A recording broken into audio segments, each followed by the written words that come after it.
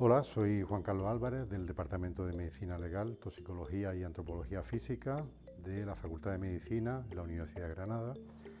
En este taller de criminalística para la Noche Europea de los Investigadores vamos a tratar algunos aspectos en el ámbito de la investigación en el lugar de los hechos.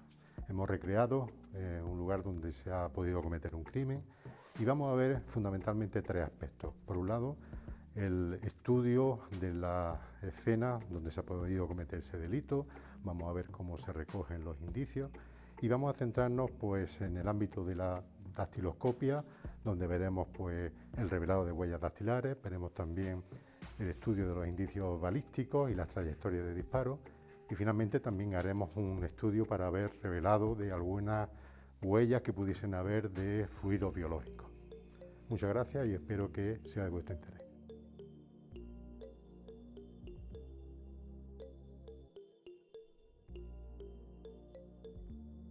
Bueno, en todo escenario donde se ha cometido un supuesto hecho delictivo, lo primero que tenemos que hacer es proteger la escena del crimen, como se está observando, y una vez que está protegida, pues acceden profesionales en esta materia de investigadores en la escena del crimen y tienen que ir haciendo una serie de etapas como son la búsqueda, la localización de los distintos indicios que puedan aparecer en el lugar donde se ha podido cometer ese crimen. Este indicio debe de ser fijado tanto documentalmente como fotográficamente para dejar constancia donde apareció en el lugar de los hechos.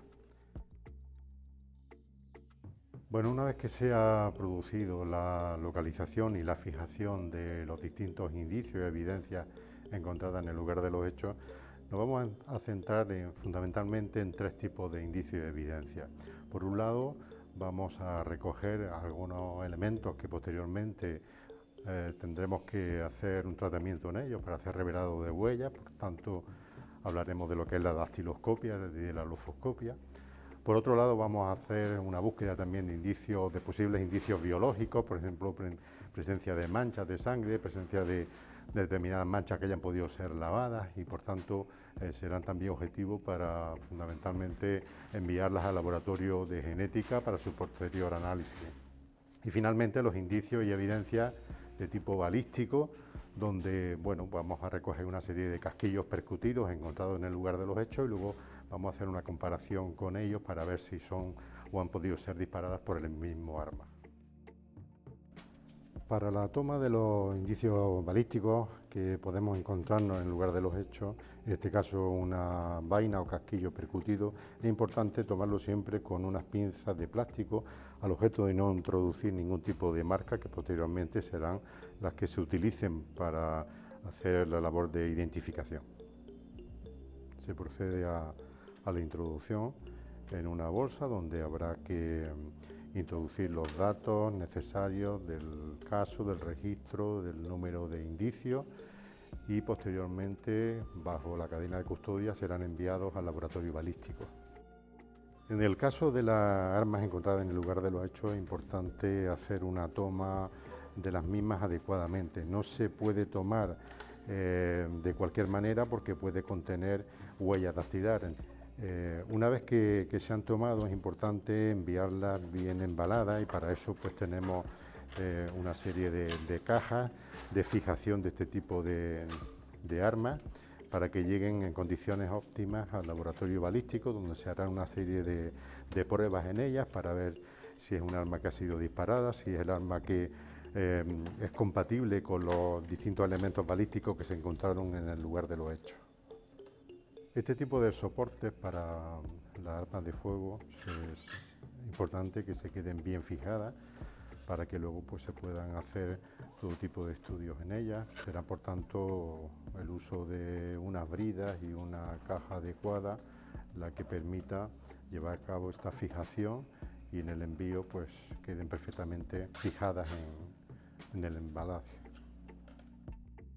Bueno, para la localización de algunos tipos de manchas como la posible presencia de manchas de sangre, es importante pues hacer una preparación de una serie de reactivos que son muy sensibles a la presencia de este tipo de fluido. Entonces, incluso si han sido unas manchas, como parece que se aprecian aquí, que han sido tratadas de limpiar, el reactivo es tan sensible que permite su localización.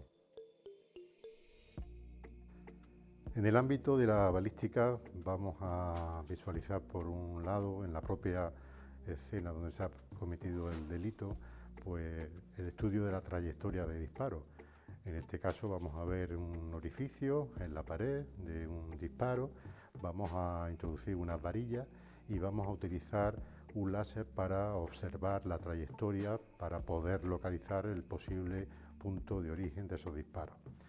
Posteriormente vamos a hacer el estudio de los casquillos percutidos encontrados en el lugar de los hechos, vamos a hacer un estudio de identificación de los mismos, vamos a aprender a diferenciar lo que es un cartucho de lo que es un casquillo y de lo que es una bala, para que lo tengamos claro, y vamos a hacer también un estudio del calibre de las mismas.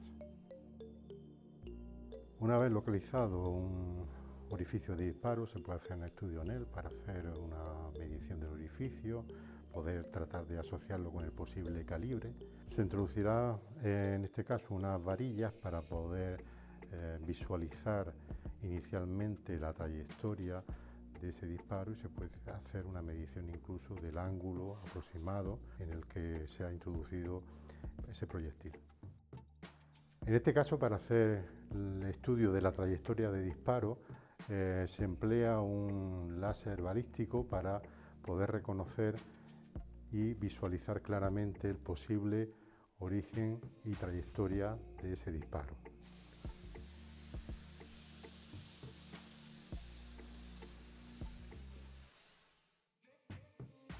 Bueno, vamos a aprender a diferenciar lo que es un cartucho de lo que es una bala. Tradicionalmente, todo el mundo que ve, o gran parte de las personas que ven este tipo de material o de objeto, dirían que es una bala. Pero realmente esto no es una bala, esto es un cartucho. Y es un cartucho porque es la unidad funcional que permite que se produzca el disparo una vez que se percute este tipo de objeto.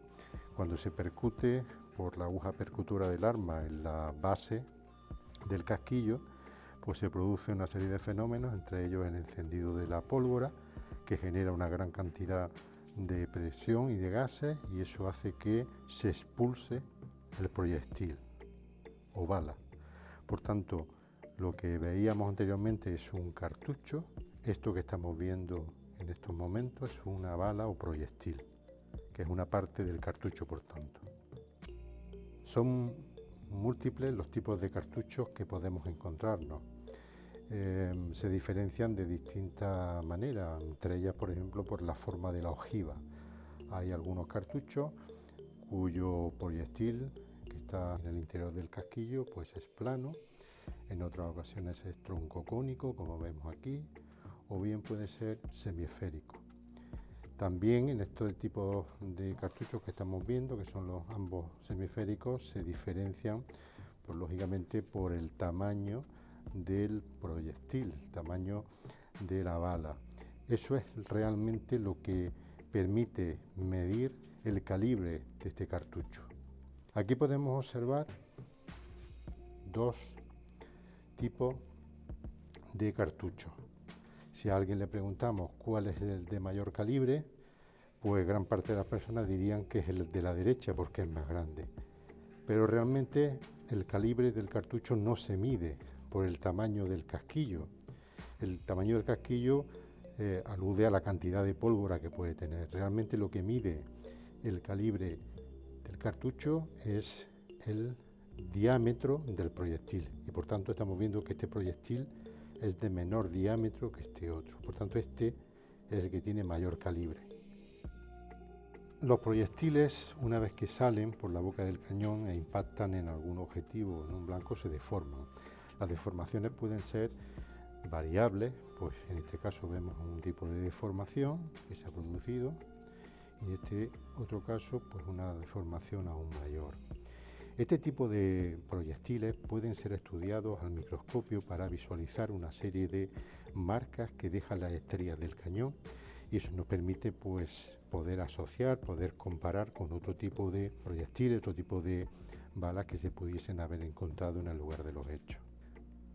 Finalmente, en el laboratorio balístico y con un microscopio de comparación balística, podemos, por ejemplo, comparar un casquillo percutido encontrado en el lugar de los hechos con un casquillo testigo obtenido con un disparo del arma que se supone que pudo haber producido esos disparos.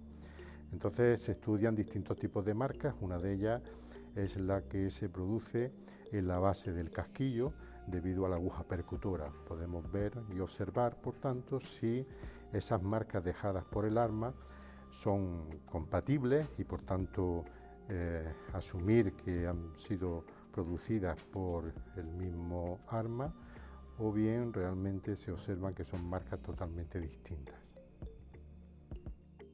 En el ámbito de la lofoscopia y de la dactiloscopia, nosotros podemos hacer, tanto en el lugar de los hechos, un revelado de determinados objetos que pudiesen albergar huellas latentes, y eso es lo que vamos a visualizar a continuación. Vamos a hacer un revelado en un objeto para ver cómo se visualizan debido a las sustancias que tenemos en las crestas papilares de nuestros dedos y de nuestras manos. Y finalmente, una vez obtenido esa huella dactilar, se puede hacer un estudio en la misma, pues para ver qué características tienen, qué clasificación adquiere, qué tipo de puntos característicos son los que podemos encontrar. Y finalmente, pues también vamos a ver cómo se pueden tomar las huellas dactilares, que se pueden hacer mediante un escaneado, o bien se puede hacer con unas fichas decadactilares, que es lo que vamos a ver a continuación. En este caso, en la taza que se encontró en el lugar de los hechos, vamos a proceder a hacer un revelado de las posibles huellas latentes que habría en ella. Para eso utilizamos unos polvos magnéticos pues, que tienen función de las características del objeto. En este caso, al ser un objeto de color blanco, utilizaremos polvos magnéticos, en este caso de color negro, para que contraste bien.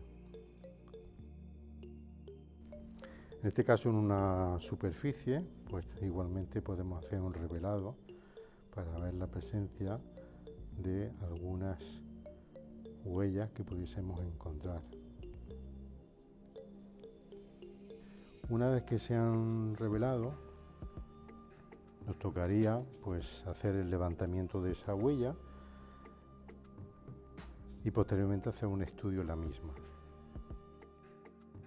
En determinados casos de delitos, a los sospechosos se le toman las huellas dactilares. Para eso pues se impregna la superficie del dedo con una tinta y se traslada a una ficha decadactilar que contendrá pues las huellas rodadas, como estamos observando, de los distintos dedos tanto de la mano derecha como de la mano izquierda.